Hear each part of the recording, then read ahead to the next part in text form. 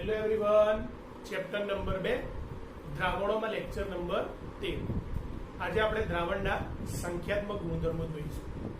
જ્યારે બાષ્પશીલ દ્રાવકમાં અબાષ્પશીલ દ્રાવ્યો ઓગળવામાં આવે ત્યારે દ્રાવણના બાષ્પ દબાણમાં ઘટાડો થાય છે અને દ્રાવણના બાષ્પ દબાણના ઘટાડા સાથે કેટલાક ગુણધર્મો જોડાયેલા છે. એ જે ગુણધર્મો જોડાયેલા છે એને જ આપણે સંખ્યાત્મક ગુણધર્મો તરીકે ઓળખીશું. તો સૌથી પહેલા આપણે રિમાઇન્ડ કરી લઈએ કે આપણે આ પાછળ જોયેલું છે કે જ્યારે શુદ્ધ દ્રાવકમાં અબાષ્પશીલ દ્રાવ્ય ઓગળવામાં આવે તો દ્રાવણના બાષ્પ દબાણમાં ઘટાડો થાય છે. એનું કારણ શું હતું? અહીંયા ફક્ત દ્રાવકના કણો જે બધા બાષ્પશીલ છે, જ્યારે અહીંયા દ્રાવકના કણોની ઉપરાંત દ્રાવ્યના પણ કણો છે જે અબાષ્પશીલ છે. એટલે ફક્ત દ્રાવકના કણોમાંથી બાષ્પ બનશે એટલે બાષ્પની સંખ્યા આના કરતા ઘટી જશે એટલે બાષ્પ દબાણ શું થાય? ઓછું થાય. આની ડિટેલમાં ચર્ચા આપણે પહેલા કરેલી છે, છતાં પણ રિમાઇન્ડ થાય એટલે આપણે આકૃતિ દોરી છે. બરાબર? તો કયા ગુણધર્મો ફેરફાર થાય આપણે જોઈએ. તો સૌથી પહેલો દ્રાવકના બાષ્પ દબાણમાં થતો સાપેક્ષ ઘટાડો. હવે એ શબ્દ આપણે દ્રાવકના બાષ્પ દબાણનો સાપેક્ષ ઘટાડો કીધું તો અહીંયા તો ફક્ત શુદ્ધ દ્રાવક જ છે એટલે અહીંયા જે બાષ્પ દબાણ છે ફક્ત શુદ્ધ દ્રાવકનું છે. અહીંયા દ્રાવણ છે પણ દ્રાવણમાં પણ તમારી અહીંયા જે બાષ્પ છે ફક્ત દ્રાવકની છે. કેમ કે દ્રાવ્ય તો તમારો અબાષ્પશીલ છે એટલે દ્રાવ્યના કોઈ કણો બાષ્પમાં રૂપાંતર પામતા નથી. એટલે જે પણ બાષ્પ છે બધી કોની છે? દ્રાવકની છે. એટલે દ્રાવણની અંદર પણ જે બાષ્પ દબાણ છે ફક્ત કોનું છે? દ્રાવકનું છે. એટલે અહીંયા દ્રાવકના બાષ્પ દબાણની સાપેક્ષે દ્રાવણની અંદર દ્રાવકનું જે બાષ્પ દબાણ છે એમાં ઘટાડો થયો. એટલે બંને બાજુ આપણે દ્રાવકનું જ જોવાનું છે. એટલે દ્રાવકના બાષ્પ દબાણમાં થતો સાપેક્ષ ઘટાડો શબ્દ વાપર્યો છે. બીજું, દ્રાવકના ઉત્કલન બિંદુમાં ઉન્નયન. ઉન્નયન એટલે કે વધારો. ઉત્કલન બિંદુમાં શું થાય? વધારો. દ્રાવકના ઠાર બિંદુમાં અવનયન. અવનયન મતલબ ઘટાડો એટલે કે ઓછું થાય. અને અભિસરણ દબાણમાં ફેરફાર. આ ચારે ચાર સંખ્યાત્મક ગુણધર્મોનો આગળ વિસ્તારથી આપણે અભ્યાસ કરવાનો છે. સૌથી પહેલા સમજીએ. ચલો, પહેલો મુદ્દો આપણે અહીંયા જોઈ લીધો છે કે શુદ્ધ દ્રાવકમાંથી દ્રાવણ બને તો દ્રાવણની અંદર જે દ્રાવક છે એનું બાષ્પ દબાણ આની સાપેક્ષે ઓછું થાય એટલે દ્રાવકના બાષ્પ દબાણ સાપેક્ષ ઘટાડો. બીજી વાત કરીએ દ્રાવકના ઉત્કલન બિંદુમાં ઉન્નયન. હવે સમજો શુદ્ધ દ્રાવક છે, એના બાષ્પ દબાણને આપણે P10 કહીએ. શું કહીએ છીએ? P10 શુદ્ધ દ્રાવકનું બાષ્પ દબાણ. એમાંથી દ્રાવણ બને તો દ્રાવણનું બાષ્પ ઘટે છે એટલે નીચે દર્શાવે. આમ જેમ ઉપર જે બાષ્પ વધે આમ નીચે ઘટે. એટલે આ જે દર્શાવ્યું એ શુદ્ધ દ્રાવકનું દર્શાવ્યું અને આ કોનું દર્શાવ્યું? દ્રાવણનું દર્શાવ્યું. P10 કોનું છે? શુદ્ધ દ્રાવકનું છે. કોનું છે? શુદ્ધ દ્રાવક. અને આ P1 કોનું છે? દ્રાવણનું છે. બરાબર? એ મારી આપણે જાણીએ.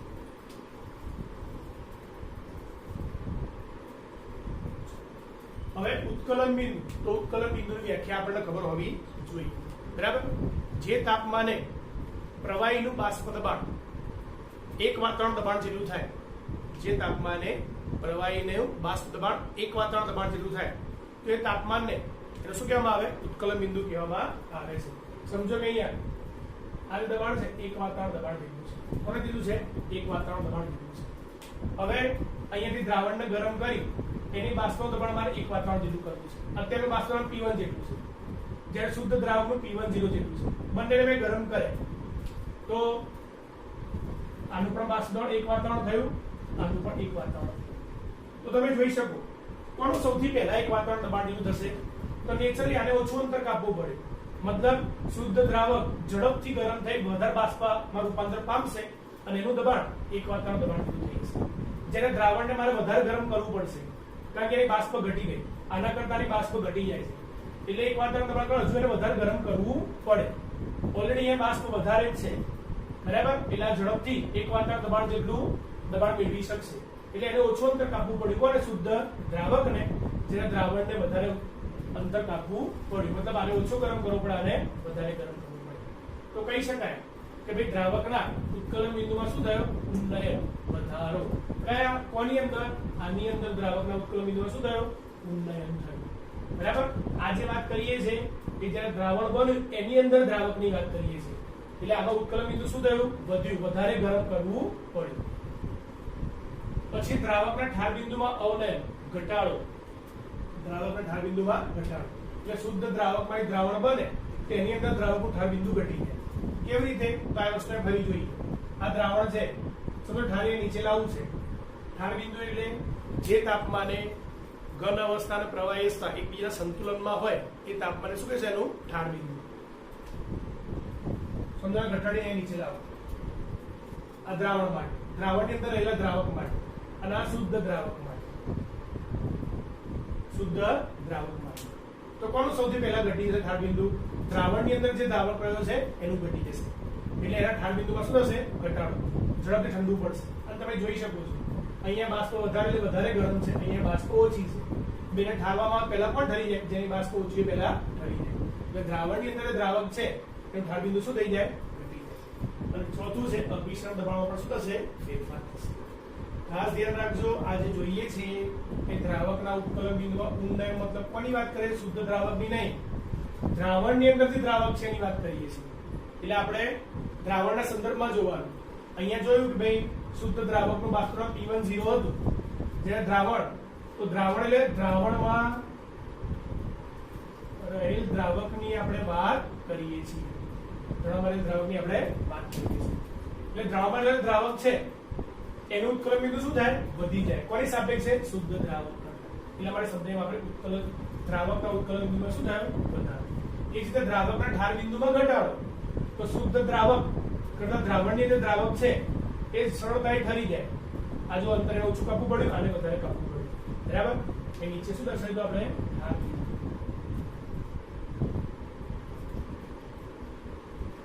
તો ઢાળ બિંદુમાં શું થઈ ગયો? ઘટાડો. અને અભિસરણ દબાણમાં પણ શું થાય? ફેરફાર. તો આ ચારેય ગુણધર્મો વન બાય વન આપણે જોવાના છે. અહીંયા આ જે સંખ્યાત્મક ગુણધર્મો છે એ કોના પર આધારિત છે? તો દ્રાવણમાં તમે જે દ્રાવ્ય ઓગાળ્યો તે દ્રાવ્યના સંખ્યા કણોની સાંદ્રતા પર આધાર રાખે.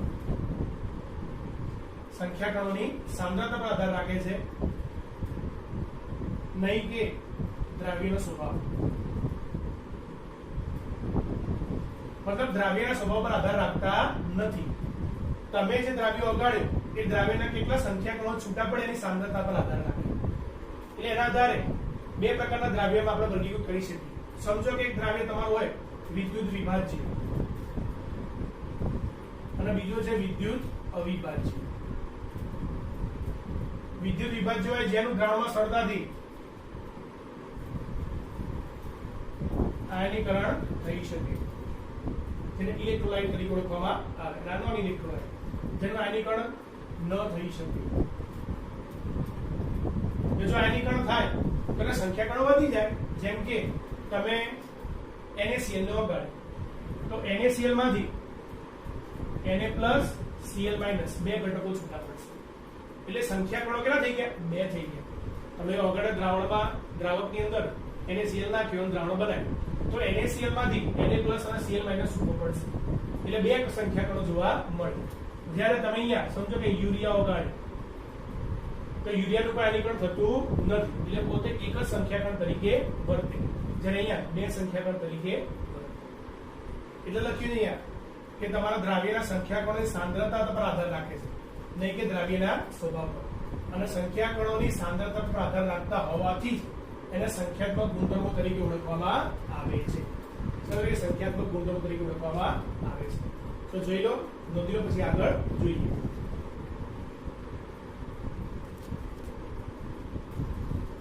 ચલો અહીંયા હવે કીધું કે ભાઈ સંખ્યાત્મક ગુણધર્મો પર આધાર રાખે કે દ્રાવ્યના જે સંખ્યાકણો છૂટા પડે એના પર આધાર રાખે, એના સ્વભાવ પર આધાર રાખતા નથી.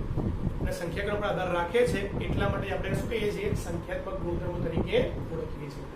ઇંગ્લિશમાં એને ક્વોલિટેટિવ પ્રોપર્ટી, સંખ્યાત્મક ગુણધર્મો શું કહેવાય? Qualitative properties. હવે આ એક શબ્દ કેમ લખ્યો કે લેટિન ભાષામાં કોનો મતલબ છે એક સાથે રાખવું. શું છે કો? એટલે એક સાથે, ટુગેધર. આપણે શું કહીએ? ટુગેધર. બરાબર. અને લીગર નો મતલબ બાંધવું. લીગર મતલબ શું છે? બાંધવું. બધા કણો એક સાથે બાંધી રાખવા. એટલે એને કહેવાય કોલિગેટિવ પ્રોપર્ટી તરીકે ઓળખવામાં આવે છે. સંખ્યાત્મક ગુણધર્મ મારે શોધવો હોય તો એના માટેનું સૂત્ર છે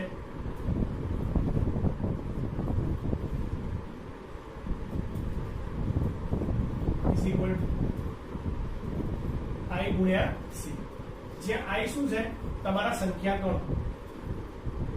જ્યાં I સંખ્યા કણો. કેટલા સંખ્યા કણો છૂટા પડે છે? હમણાં ઉદાહરણ લખ્યું NaCl નું. તો NaCl માં બે સંખ્યા કણો છૂટા પડે, Na પ્લસ Cl માઇનસ. તો અહીંયા શું I બરાબર 2. યુરિયામાં શું હતું? તો યુરિયામાં એનું આયનીકરણ થતું નથી એટલે પોતે એક જ ઘટક તરીકે વર્તે. તો I બરાબર શું આવે? 1. અને જ્યાં C શું છે? તમારી સાંદ્રતા. C શું છે? સાંદ્રતા.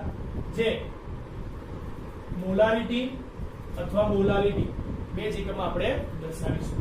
સાંદ્રતાને શેમાં દર્શાવીશું? કાં તો મોલારિટીમાં અથવા મોલાલિટીમાં. આ સૂત્રને આ રીતે પણ લખી શકાય, સ્મોલ a ગુણ્યા C. C એટલે સાંદ્રતા. અહીંયા પણ n એટલે શું છે? સંખ્યા કણો. અહીંયા n એટલે પણ શું થાય? સંખ્યા કણો થાય. બરાબર? C ની જગ્યાએ મોલારિટી અથવા મોલારિટી પણ મૂકી શકાય. એટલે n ગુણ્યા મોલારિટી પણ લખી શકાય અથવા n ગુણ્યા મોલાલિટી પણ લખી શકાય. એ જ રીતે I ગુણ્યા મોલાલિટી અથવા I ગુણ્યા મોલાલિટી પણ લખી શકાય. બરાબર? પણ આપણે ધ્યાનમાં એક સૂત્ર રાખીશું, કયું? I ગુણ્યા C. દરેક સૂત્રનો ઉપયોગ થઈ શકે. શું કીધું અહીંયા? સંખ્યાત્મક ગુણધર્મ બરાબર I ગુણ્યા C.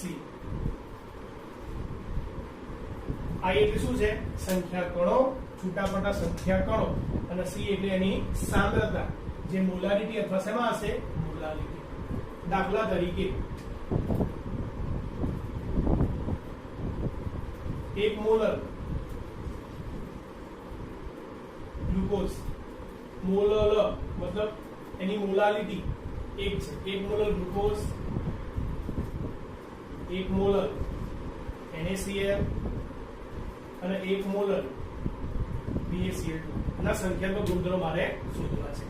તો પહેલા આની વાત કરી. 1 મોલર ગ્લુકોઝના સંખ્યાત્મક ગુણધર્મો શોધવા છે. સંખ્યાત્મક ગુણધર્મો શોર્ટમાં લખીએ સંખ્યાત્મક ગુણધર્મો ઇઝ ઇક્વલ ટુ I ગુણ્યા C. ચલો I તો ગ્લુકોઝનું કોઈ આયનીકરણ થવાનું નથી, એ નોન ઇલેક્ટ્રોલાઇટ છે, વિદ્યુત અવિભાજ્ય છે, એટલે આયનીકરણ ના થાય તો પોતે કણ તરીકે વર્તે. તો I બરાબર 1 મૂકવાનું. C એટલે સાંદ્રતા એ મોલાલિટીમાં આપેલી કેટલી આપેલી છે? 1. તો 1 ગુણ્યા 1 બરાબર કેટલા આવે? 1. તો આ સંખ્યાત્મક ગુણધર્મો કેટલા મળ્યા? 1. NaCl ની વાત કરી તો NaCl માં એનું આયનીકરણ થાય તો Na પ્લસ અને Cl માઇનસ બે ઘટકો મળે. તો તમે જ્યારે સંખ્યાત્મક ગુણધર્મો શોધો તો એમાં I ની જગ્યાએ કેટલા આવશે? 1 ને 1 બે કણો આવશે. ગુણ્યા મોલાલિટી સરખી છે બધાની, 1 મોલર તો 2 1 2. તો સંખ્યાત્મક ગુણધર્મ સાંદ્રતા શું થઈ ગઈ? વધી ગઈ. કેમ? કારણ સંખ્યા કણો આના કરતા એમાં વધારે છે. એ જ રીતે BaCl2 ની વાત કરો તો BaCl2 માં Ba+2 અને 2Cl- છૂટા પડે. Ba+2 અને 2Cl- છૂટા પડે. ટોટલ કેટલા સંખ્યા કણો છૂટા પડે? 2 અને 1 3 સંખ્યા કણો છૂટા પડે. તો મારે સંખ્યાત્મક ગુણધર્મ શોધવો હોય તો I ગુણ્યા C. તો Ba+2 એક Ba+2 છે ને 2 Cl- છે. ટોટલ 2 ને કેટલા કણો છૂટા પડ્યા? 3 કણો. અને મોલાલિટી 1 જ છે તો 3 1 તો તમે જોઈ શકો એ બધાની મોલર સાંદ્રતા સમાન હતી, મોલાલિટી સમાન હતી, પરંતુ સંખ્યાત્મક ગુણધર્મો સમાન નથી. એનું કારણ શું? કે એનું કારણ એ છે કે જે તમે દ્રવ્યો ઓગાળો છો એના સંખ્યા કણોની સાંદ્રતા અલગ અલગ જોવા મળે છે. આમાં એક જ સંખ્યા કણ છે, આમાં 2 છે અને આમાં 3. એટલે સંખ્યા કણોની સાંદ્રતા એમાં 1:2:3 ના પ્રમાણમાં જોવા આ પ્રમાણે 1:2:3. હવે આમાં તમને પ્રશ્ન પૂછ્યો કે આની અંદર તમે બાષ્પશીલ દ્રાવકમાં અબાષ્પશીલ દ્રાવ્ય ઓગાળો, એમાં 3 ઉદાહરણ લીધા હોય અને એવું પૂછ્યું હોય કે કોનું ઉત્કલન બિંદુ સૌથી વધારે હશે, કોના બાષ્પ દબાણ સૌથી ઓછું હશે, કોનું ઠાર બિંદુ સૌથી ઓછું હશે અથવા કોનું અભિસરણ દબાણ વધારે હશે. જે આપણે 4 મેઇન સંખ્યાત્મક ગુણધર્મો જોયા. કયા મેઇન સંખ્યાત્મક ગુણધર્મો હતા? ફરી એકવાર એ યાદ રાખવાના. બરાબર? સૌથી પહેલું હતું દ્રાવકના બાષ્પ દબાણનો સાપેક્ષ ઘટાડો. પછી દ્રાવકના ઉત્કલન બિંદુમાં ઉન્નયન મતલબ શું હતું? વધારો. બીજું શું હતું? દ્રાવકના ધાર બિંદુમાં ઘટાડો. અને ચોથું અભિસરણ દબાણમાં ફેરફાર. તો અભિસરણ દબાણમાં ફેરફાર. ચાલો આ ગુણધર્મો. એક વસ્તુ આપણે યાદ રાખીશું કે જેમ સંખ્યાત્મક ગુણધર્મ વધારે, ખાસ યાદ રાખજો કે ખૂબ અગત્યનું છે, જેનો સંખ્યાત્મક ગુણધર્મ વધારે એના બાષ્પ દબાણનો ઘટાડો સૌથી વધારે, એટલે કે એનું બાષ્પ દબાણ સૌથી ઓછું, એનું ઉત્કલન બિંદુ સૌથી વધારે, એનું ઠાર બિંદુ સૌથી ઓછું અને અભિસરણ દબાણ વધારે. અભિસરણ દબાણ કેવો છે? વધારે. એટલે આ એક મેઇન વાક્ય મગજમાં રાખવાનું અને એના પરથી પ્રશ્નોના બીજો કોઈ પણ પ્રશ્ન પૂછ્યો હોય આના સંદર્ભમાં તો એના પરથી આપણે જવાબ આપવાનો. હવે તમારે એમ પૂછ્યું કે આ ત્રણમાં કોનો બાષ્પ દબાણ સૌથી ઓછું હશે અને કોના બાષ્પમાં સૌથી વધારે ઘટાડો થયો હશે, તો તમારે સંખ્યાત્મક ગુણધર્મો જોવાના. કોનો સૌથી વધારે છે? BaCl2, 1 molar BaCl2. સંખ્યાત્મક ગુણધર્મો વધારે તો દ્રાવકના બાષ્પના સાપેક્ષ ઘટાડો સૌથી વધારે કોનામાં થયો હશે? BaCl2. બરાબર. પછી પૂછ્યું હતું ઉત્કલન બિંદુમાં કોનો વધારો, તો જેનો સંખ્યાત્મક ગુણધર્મ વધારે એમાં બધી વસ્તુ જોવા મળે. બાષ્પમાં સૌથી વધારે ઘટે, ઉત્કલન બિંદુ સૌથી વધે, ઠાર બિંદુ સૌથી ઘટે અને અભિસરણ દબાણ પણ શું થાય? વધે. બરાબર. જેનો સંખ્યાત્મક ગુણધર્મ વધારે. આથી ઉલટું પૂછ્યું હોય કે બાષ્પ દબાણનો ઘટાડો સૌથી ઓછો કોનામાં હશે, તો સૌથી ઓછો કોનામાં હોય? તો જેનો સંખ્યાત્મક ગુણધર્મ ઓછો હોય એમાં સૌથી ઓછો ઘટાડો થાય. બરાબર. પછી એવું પૂછે ઉત્કલન બિંદુમાં સૌથી ઓછો વધારો કોનામાં થાય, તો એ પણ શું થાય? જેનો સંખ્યાત્મક ગુણધર્મ ઓછો હોય એમાં. દ્રાવકના ઠાર બિંદુમાં સૌથી ઓછો ઘટાડો કોનામાં થાય? તો સંખ્યાત્મક ગુણધર્મ જેનો સૌથી ઓછો હોય એના. અને અભિસરણ દબાણ કોનું ઘટે? તો જેનો સંખ્યાત્મક ગુણધર્મ સૌથી ઓછો હોય. એટલે આ મેઇન વાક્ય મગજમાં રાખવાનું કે જેનો સંખ્યાત્મક ગુણધર્મ વધારે એમાં સૌથી વધારે જોવા મળે. બરાબર. એથી ઉલટું પણ આપણને પૂછી શકે. ચલો આ જોઈ લો. પછી એના પરથી આપણે બીજા એક બે ઉદાહરણ પણ જોઈએ. ચલો અહીંયા તમારી સમક્ષ એક ક્વેશ્ચન મેં મૂક્યો છે. 0.2 molar urea, 0.2 molar NaCl, 0.2 molar BaCl2 અને 0.2 મોલર FeCl2. તો આમાંથી કોનું ઉત્કલન બિંદુ સૌથી વધારે હશે? બરાબર છે.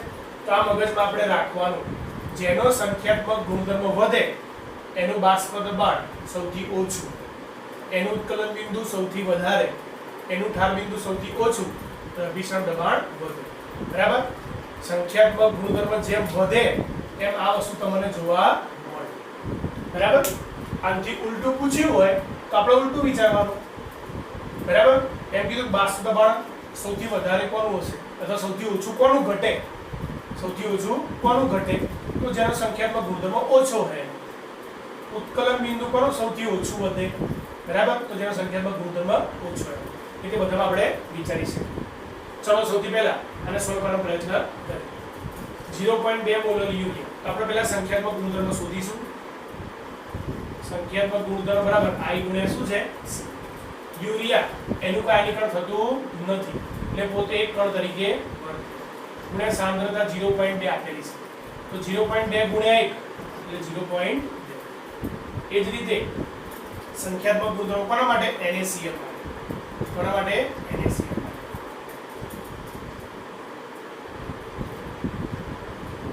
NaCl નું આયનીકરણ થાય તો આપણને ખબર છે એની અંદરથી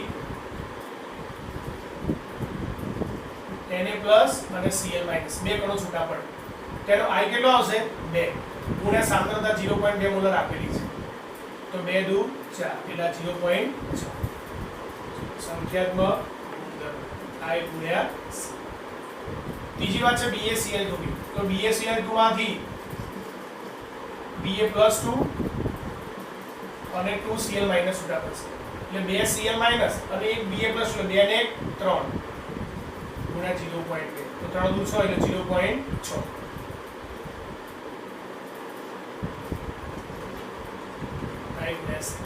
બરાબર. અને છેલ્લું છે FeCl3. તો FeCl3 નું આયનીકરણ થાય Fe+3 અને 3Cl શું બને? -. 3 Cl માઈનસ અને 1 Fe પ્લસ 3 ને 4 I ની કિંમત થાય ગુણ્યા C તો બધાનો કોમન જ છે 0.2 4 દુ 8 તો 0.8 તો અહીંયા તમે જોઈ શકો સંખ્યાત્મક ગુણધર્મ જો વધે તો ઉત્કલન બિંદુ વધ્યું છે તો એ પૂછ્યું શું છે ઉત્કલન બિંદુ કોનું વધારે હશે તો જેનો સંખ્યાત્મક ગુણધર્મ સૌથી વધારે હશે આ 0.2 સૌથી મોટી કિંમત છે તો 0.2 આ 0.8 એ સૌથી મોટી કિંમત છે તો જેનો સંખ્યાત્મક ગુણધર્મ વધારે એનો ઉત્કલન બિંદુ વધારે તો તમારો જવાબ શું આવશે 0.2 મોલર FeCl3 અહીંયા કીધું કોનું બાષ્પ દબાણ સૌથી વધારે ઘટે તો એ જ જવાબ આવે કોનું ઠાર બિંદુ સૌથી ઓછું ઘટે આ સૌથી વધારે ઘટે તો કોણ આવશે 0.2 મોલર FeCl3 અને કોનો અભિસરણ બળ વધે તો પણ શું હશે 0.2 મોલર FeCl આનાથી ઉલટું પણ પૂછી શકાય કદાચ એવો પ્રશ્ન પૂછ્યો કોનું ઉત્કલન બિંદુ સૌથી ઓછું પ્રશ્ન આવો પૂછ્યો કોનું ઉત્કલન બિંદુ સૌથી ઓછું હશે તો મેઈન શું છે નિયમ આપણો સંખ્યાત્મક ગુણધર્મ વધારે ઉત્કલન બિંદુ વધે તો આનાથી ઉલટું સંખ્યાત્મક ગુણધર્મ જ્યારે ઓછો એનો ઉત્કલન બિંદુ સૌથી ઓછું હશે તો અહીંયા સંખ્યાત્મક ગુણધર્મ કોનો સૌથી ઓછો છે 0.2 કોનો યુરિયા તો કોનું ઉત્કલન બિંદુ સૌથી ઓછું હશે 0.2 મોલર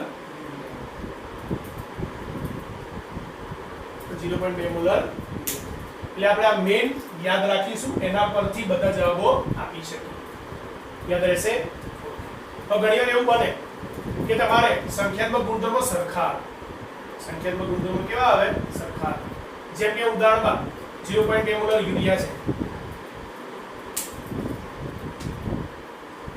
મેં લખું 0.1 મોલર યુરિયા અને બીજું લખ્યું 0.1 મોલર સુક્રોઝ અથવા ગ્લુકોઝ કોઈ પણ લઈ શકાય ગ્લુકોઝ બરાબર તો એ સંખ્યાત્મક ગુણધર્મો શોધીએ આપણે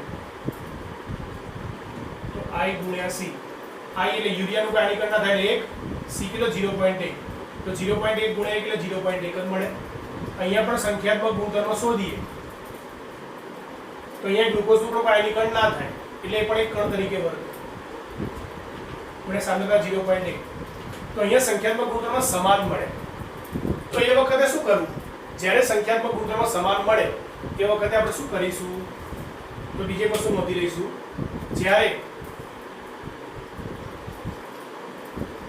સંખ્યાત્મક ગુણધર્મ સમાન મળે ત્યારે બીજે સૂત્ર ધ્યાનમાં રાખીશું પણ આ સૂત્રનો ઉપયોગ ક્યારે કરવાનો જો સંખ્યાત્મક ગુણધર્મ સમાન મળે એ જ વખતે ઉપયોગ કરવાનો ત્યારે સંખ્યાત્મક ગુણધર્મ ચલે છે 1 આણ્વીય દળ અથવા અણુભાર અથવા મોલર દળ આ ખૂબ જ અગત્યનું સૂત્ર ક્યારે જ્યારે સંખ્યાકણ સમાન હોય ત્યારે બરાબર હવે આપણે એમાં શું કોણ નક્કી કરવાનું તો જેનું આણ્વીય દળ વધારે હશે એનો સંખ્યાત્મક ગુણધર્મ ઓછો હશે બંને વ્યસ્તપ્રમાણ છે એટલે આ વધારે તો આ ઓછું અને આ ઓછું તો આ વધારે બરાબર ચલો યુરિયા તો યુરિયાનું આણ્વીય દળ તમને ખબર છે યુરિયાનું આણ્વીય દળ કેટલું છે 60 ગ્રામ પ્રતિ મોલ છે કેટલું છે 60 જ્યારે ગ્લુકોઝનું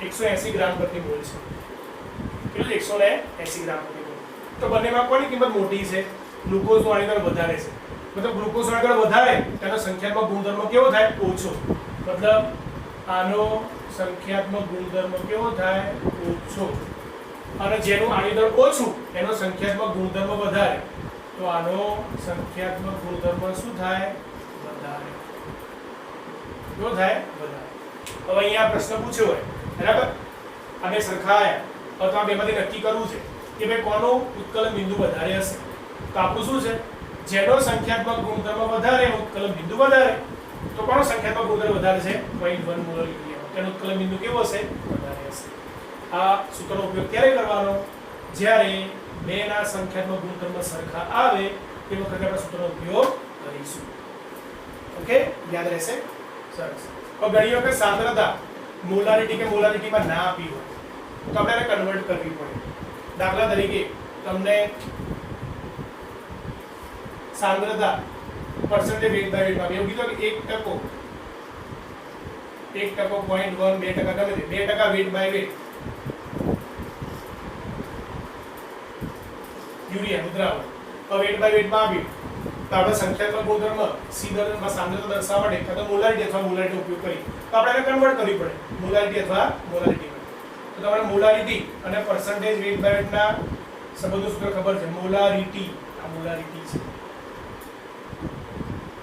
મોલારિટી બરાબર પરસેન્ટેજ વેટ બાય વેટ ગુણ્યા ઘનતા ગુણ્યા 10 ભાગ્યા આણ્વીય દર આ સૂત્ર ખબર છે એનો ઉપયોગ કરી તમે મોલારિટીમાં કન્વર્ટ કરી શકો परसेंटेज वेट बाय वॉल्यूम હોય જો परसेंटेज वेट बाय वॉल्यूम હોય તો મોલારિટી બરાબર શું હતું परसेंटेज वेट बाय वॉल्यूम ગુણ્યા 10 ભાગ્યા નો ઘનતા આવે બરાબર તો આનો ઉપયોગ કરીને તમે મોલારિટીમાં કન્વર્ટ કરી શકો છો સંખ્યાત્મક ગુણધર્મ કોઈ દરેક પ્રકારની પરીક્ષા માટે ખૂબ જ અગત્યના છે એમાંથી હવે MCQ પૂછી શકાય એટલે આપણે એને ધ્યાનમાં રાખીશું ઓકે અને હવે સંખ્યાત્મક ગુણધર્મ જેતા દ્રાવકના બાષ્પ દબાણનો સાપેક્ષ ઘટાડો ઉત્કલન બિંદુ ઉન્નયન ઠાર બિંદુ ઉન્નયન અને અભિસરણ દબાણ એ ચારે ચાર ટોપિક વન બાય વન જોઈશું જે ખૂબ જ અગત્યના છે તો પહેલા નોંધી લો પછી આપણે બીજો અગત્યનો ટોપિક બાષ્પ દબાણનો સાપેક્ષ ઘટાડો જોઈએ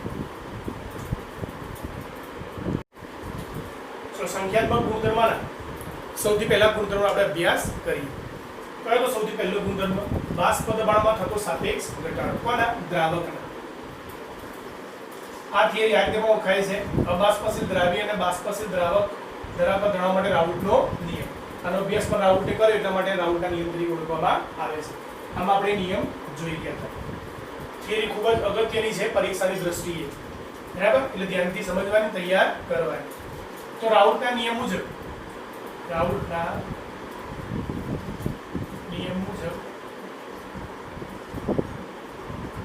દ્રાવણનું બાષ્પ દબાણ અને મોલન્સના શું હોય છે સમપ્રમાણ દ્રાવણનું બાષ્પ દબાણ એ લખ્યું છે P1 છે જે શુદ્ધ દ્રાવકનું P1 0 છે આ વધારે છે આ કેવું છે ઓછું છે રાઉટ આગળ નિયમ આપેલો છે અને આપણને ખબર જ છે નિયમ અનુસાર P1 ચલે શું લખાય x1 માટે આપણે શું લખીશું P1 P10 x1 જ્યાં P10 શું છે શુદ્ધ દ્રાવકનું બાષ્પ દબાણ શું છે શુદ્ધ દ્રાવકનું બાષ્પ દબાણ સમીકરણ આપણે પહેલા મેળવી ચૂક્યા છે બરાબર છે હવે શુદ્ધ દ્રાવકમાં એક દ્રાવણ બને એટલે બાષ્પ દબાણમાં ઘટાડો થયો મતલબ બાષ્પ દબાણમાં ફેરફાર થયો તો આ બાષ્પ દબાણનો ફેરફાર મારે લખવો છે તો હું ડેલ્ટા P વડે લખીશ અથવા ડેલ્ટા P1 કહીશ શું કે ડેલ્ટા P1 તો ડેલ્ટા P1 બરાબર શુદ્ધ દ્રાવકનું બાષ્પ વધારે છે દ્રાવણનું કેવું છે ઓછું છે એટલે વધારેમાંથી ઓછું બાદ કરીશ એટલે P10 માંથી P1 શું કરીશું બાદ કરીશ તો ડેલ્ટા P1 P10 P1 તો ડેલ્ટા P1 P10 P1 ની જગ્યાએ કિંમત મૂકી દઈશ P1 બરાબર શું છે P10 x1 તો P10 શું મૂકી દઈશ x1 ચલો બંનેમાંથી શું કોમન કાઢી શકાય બંનેમાંથી P10 કોમન કાઢી શકાય તો P10 કોમન કાઢી લઈશ કૌંસમાં શું રહેશે 1 x1 રહેશે અહીંયાથી P10 છેદમાં લખ તો delta P1 delta P1 upon P10 1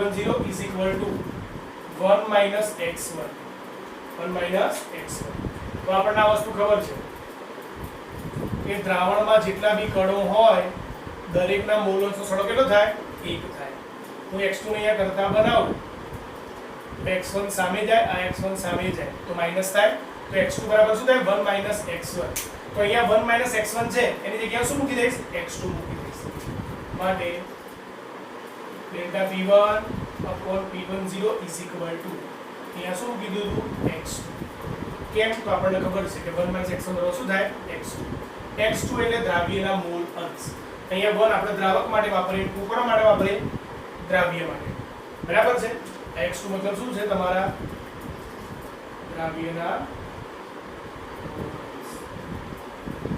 ચલો એ જગ્યાએ કિંમત હવે આપણે આગળ જો મૂકવી છે તો શું થશે delta P1 upon P10 is is equal to x2 એટલે શું લખીશું?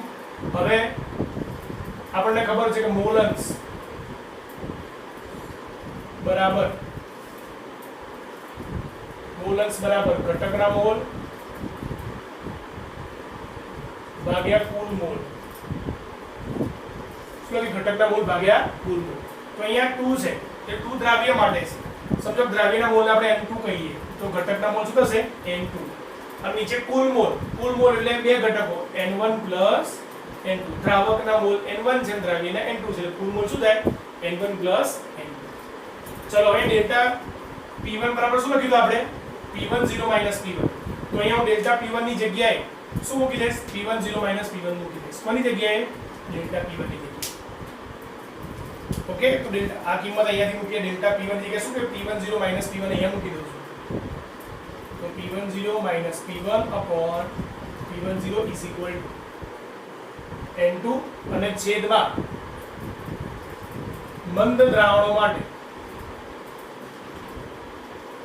દ્રાવ્યનું પ્રમાણ ખૂબ જ ઓછું હોય એટલે n2 લેસ ધેન શું થશે? n1 માટે n1 plus n2 approximately n1 બરાબર થાય. એટલે આપણે n2 ને અવગણીશું અને છેદમાં શું લખીશું? શું લખીશું? n1. બરાબર. અહીંયા હું કહી શકાય આ જે મૂલ્ય ઉપર લખ્યું એમાં અહીંયા સૂત્રને આમ પણ લખી શકાય. ડેલ્ટા p1 અહીંયા મૂકી દઉં તો p10 માઈનસ p1 અપોન શું લખાય? p1. આના બરાબર સમીકરણ થયું. તો એવું કહી શકાય કે બાષ્પ દબાણનો થતો સાપેક્ષ ઘટાડો એ દ્રાવ્યના મોલન્સના સમપ્રમાણમાં છે. આને આપણે શું કહીશું? આખું આ જે પદ છે p10 minus p1 upon p0 એને બાષ્પ દબાણમાં થતો સાપેક્ષ ઘટાડો. શું આપીશું? બાષ્પ દબાણમાં થતો સાપેક્ષ ઘટાડો. આના માટે એટલે બાષ્પ દબાણમાં થતો સાપેક્ષ ઘટાડો એ દ્રાવ્યના મોલન્સના સમપ્રમાણમાં હોય છે. લખી x2 શું છે? દ્રાવ્યના મોલન્સ. યાદ રહેશે. બાષ્પ દબાણમાં થતો સાપેક્ષ ઘટાડો એટલે શું કહેવાય? p10 minus p1 upon p10 is equal to x2 અથવા n2 upon n1 plus n2. એટલે બાષ્પ દબાણમાં થતો સાપેક્ષ ઘટાડો એ દ્રાવ્યના મોલન્સના સમપ્રમાણમાં હોય છે. આ શું છે? દ્રાવ્યના મોલન્સ. કોના? દ્રાવ્યના મોલન્સના સમપ્રમાણમાં હોય છે. ચલો એ લખી દો. બરાબર. તો અહીંયા n1 plus n2 માં શું કર્યું? મંદ દ્રાવણ માટે n2 નું મૂલ્ય ખૂબ જ ઓછું હોય તો n1 ની સાપેક્ષે અવગણીએ તો n1 plus n2 approximately n1 જેટલું થાય. એટલે n1 plus n2 ની જગ્યાએ ફક્ત n1 લખીએ. હવે n2 એ દ્રાવ્યના મોલ છે, આ દ્રાવકના મોલ છે. તો મોલ બરાબર તમને ખબર છે. મોલ બરાબર શું થાય? વજન ભાગ્યા આણ્વીય દળ. મોલ બરાબર વજન ભાગ્યા આણ્વીય દળ. બરાબર છે. તો n2 બરાબર મારે લખવું છે n2 એટલે શું? n2 એટલે દ્રાવ્યના મોલ. તો દ્રાવ્યનું વજન, તો દ્રાવ્યના વજનનું W2 કહીશ, એના આણ્વીય દળને શું કહીશ? n2 કહીશ. એટલે 2 મેં અહીંયા દ્રાવ્ય માટે વાપર્યું છે. એ જ રીતે n1 લખો હોય તો n1 દ્રાવક માટે છે તો એનું વજન W1 ભાગ્યા આણ્વીય દળ શું થશે? n1. આ બંને કિંમતો સમીકરણમાં મૂકી દઈએ. માટે p10 minus p1 upon p10 is equal to n2 ની જગ્યાએ શું મૂકીશું? W2 ભાગ્યા m2. W2 ભાગ્યા m2 ક્યાં આવશે? છેદમાં. અંશનો છેદ ક્યાં આવે? છેદમાં. એ જ રીતે n1 ની કિંમત n1 છેદમાં છે, કિંમત એ મૂકવાની. n1 ની કિંમત W1 ભાગ્યા m1. W1 ભાગ્યા m1 લખું. W1 ભાગ્યા m1 તો છેદનો છેદ ક્યાં જાય? અંશમાં. તો m1 એ ઉપર લખીશ. તો બાષ્પ દબાણમાં થતા સાપેક્ષ ઘટાડોનું સૂત્ર આપણને મળ્યું, જે દાખલા માટે પણ ખૂબ જ અગત્યનું છે અને થિયરી પણ ખૂબ અગત્યની છે. એ નીચે તમે લખી શકો કે ભાઈ p10 શું છે? શુદ્ધ દ્રાવકનું બાષ્પ દબાણ. p1 શું છે? દ્રાવણનું બાષ્પ દબાણ. અહીંયા p10 સેમ. 2 જે આવે દ્રાવ્ય માટે છે, જ્યાં W2 શું છે? દ્રાવ્યનું વજન અથવા દળ. દ્રાવ્યનું વજન W1. પછી m1 શું છે? દ્રાવ્યનું આણ્વીય દળ. દ્રાવ્યનું આણ્વીય દળ. એ જ રીતે m2 ની વાત છે. 1 માટે લખીએ તો અહીંયા W1 શું છે? દ્રાવકનું વજન. અને m2 શું છે? m1 શું છે? દ્રાવકનું આણ્વીય દળ. શું છે? દ્રાવકનું આણ્વીય દળ. તો અહીંયા દ્રાવ્ય માટે વાપર્યા છે અને વર્ગ કરવા માટે વાપર્યા છે દ્રાવક. ફરી એક વાર જોઈ લઈએ કે રાઉલના નિયમ મુજબ P1 ચલે છે x1 ચલે છે કાઢીએ તો શું કે P10 જ્યાં P10 શું છે? શુદ્ધ દ્રાવકનું બાષ્પ દબાણ. હવે શુદ્ધ દ્રાવકમાં દ્રાવણ બને તો બાષ્પ દબાણમાં ઘટાડો થાય, એટલે બાષ્પ દબાણમાં ફેરફાર થયો. એ ફેરફાર માટે સરળ દર્શાવો છે ડેલ્ટા P1 વડે. તો ડેલ્ટા P1 બરાબર જે શુદ્ધ દ્રાવકનું બાષ્પ દબાણ હતું એમાંથી ઘટીને P1 થયું. તો આમાંથી શું કરીએ? બાદ તો આપણને તફાવત મળી જાય. તો P10 P1. P1 બરાબર શું છે? P10 x1 મૂકી દીધા. બંનેમાંથી કોમન કાઢ્યા P10. અહીંયા કશું નહીં એટલે 1 અને માઈનસ આ x1. 1 - x1 બરાબર શું થાય? x2. એ આપણે આના પરથી કહી શકીએ કે દ્રાવણમાં બધા જ ઘટકોના મોલનો સરવાળો થાય 1. એટલે x2 બરાબર 1 - x1. તો 1 - x1 એટલે શું કે અહીંયા x2. x2 એટલે દ્રાવ્યના મોલન્સ થાય. તો અહીંયા આપણે કોના માટે લખીશું? દ્રાવ્ય માટે. પણ ડેલ્ટા P1 અહીંયા છે P10 - P1. તેની જગ્યાએ શું લખું? P10 - P1 અપોન છેદમાં શું છે? P10. આને કહેવાય બાષ્પ દબાણમાં થતો સાપેક્ષ ઘટાડો આખા પદની. અને દ્રાવ્યના મોલન્સ સાથે લખાય ઘટકના મોલ ભાગ્યા કુલ મોલ. ઘટકના મોલ એટલે દ્રાવ્યના મોલ જેને N2 વડે દર્શાયા. અહીંયા કુલ મોલ એટલે દ્રાવ્યના પ્લસ દ્રાવકના N1 + N2. બરાબર? એટલે આપણે ફરીથી લખ્યું આના બરાબર સીધું આ. પણ અહીંયા N1 + N2 ની જગ્યાએ N1 લખ્યા. કેમ? મંદ દ્રવ માટે N2 નું મૂલ્ય N1 કરતા ઘણું ઓછું હોય કે એપ્રોક્સિમેટ આખું મૂલ્ય N1 બરાબર. હવે આ મોલ છે તો મોલ બરાબર સૂત્ર ખબર જ છે વજન ભાગ્યા આણ્વીય દળ. દ્રાવ્ય માટે N2 બરાબર W2 ભાગ્યા M2, દ્રાવક માટે N1 બરાબર W1 ભાગ્યા M1. કિંમતો મૂકી દે. N2 બરાબર W2 ભાગ્યા M2. N1 W1 ભાગ્યા M1 ક્યાં છે? ઉપર. છેદનો છેદ અંશમાં. તો આપણને છેલ્લે સૂત્ર મળ્યું છે. દાખલા ગણવા માટે ખૂબ જ અગત્યનું છે. અને આના પરથી આણ્વીય દળ શોધવું હોય તો M2 તમે કરતા બનાવો M2 અથવા M1.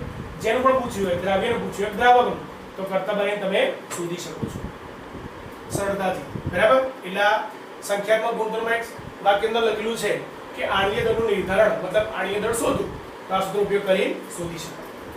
જ્યાં W2 દ્રાવ્યનું વજન, M2 દ્રાવ્યનું આણ્વીય દળ, W1 દ્રાવકનું વજન અને M1 દ્રાવકનું આણ્વીય દળ છે. ઓકે? તો ખૂબ સરળ થિયરી છે. યાદ રાખીશું અને તૈયાર કરીશું. તો આજના વિડીયોમાં આટલું જ. તૈયારી કરતા આગળ વધતા